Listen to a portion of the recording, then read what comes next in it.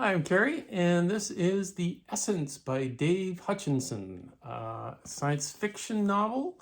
Dave Hutchinson, you may be possibly more familiar with from his Fractured Europe series of science fiction novels, for which he's won more than a few awards. Now, The Essence has a contemporary setting. It's about a man named Michael Brooks, who has a job on the periphery of the British intelligence services as an economist. When we meet him, he is recovering from some kind of mysterious breakdown at an equally mysterious clinic in London, or just outside of London. He attempts to restart his life, feeling that he's missing chunks of his memory, but they slowly drift back. When he's brought back to work and tasked with the simple job of going to Holland to meet with some of his sort of intelligence community peers and have a little bit of a chat. But of course, this plunges him into a mystery involving the essence, which, to describe it in a very basic way, seems to be a kind of glitch which enters our world and gets up to all kinds of mischief, doing everything from causing daffodils to scream and wilt, to allow a West Highland Terrier to teleport, and on one occasion, entirely disappearing a film crew on the shores of the Baltic.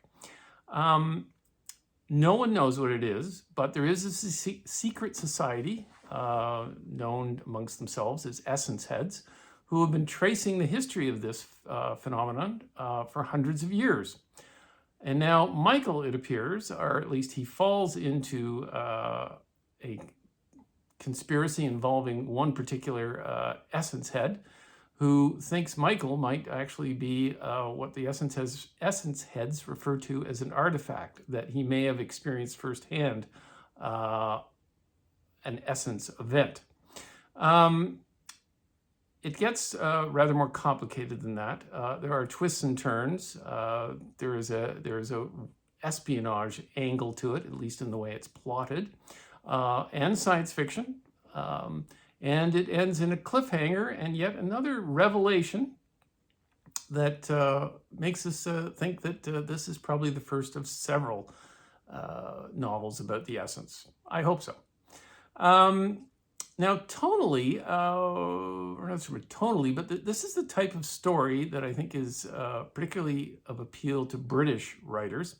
It reminded me, or its antecedents sort of go back to things like The Prisoner, or many episodes of The Avengers, or a series like Sapphire and Steel, or Folk Horror, in which things with apparently ordinary surface, ordinary lives, ordinary people, are suddenly revealed to be covering up something very dark, or very mysterious, or very complex.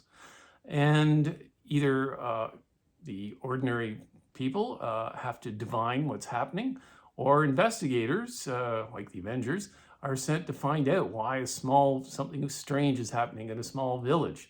I think it's a particularly British thing because they've always lived in a land that is really free of most dangers that the rest of the world lives with constantly, whether it's cataclysmic weather or animals that will happily eat you or poison you.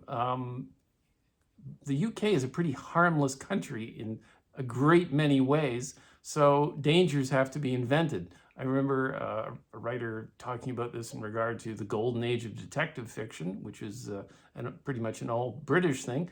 Their murder rate was so low they had to invent murders for entertainment purposes, unlike in the States.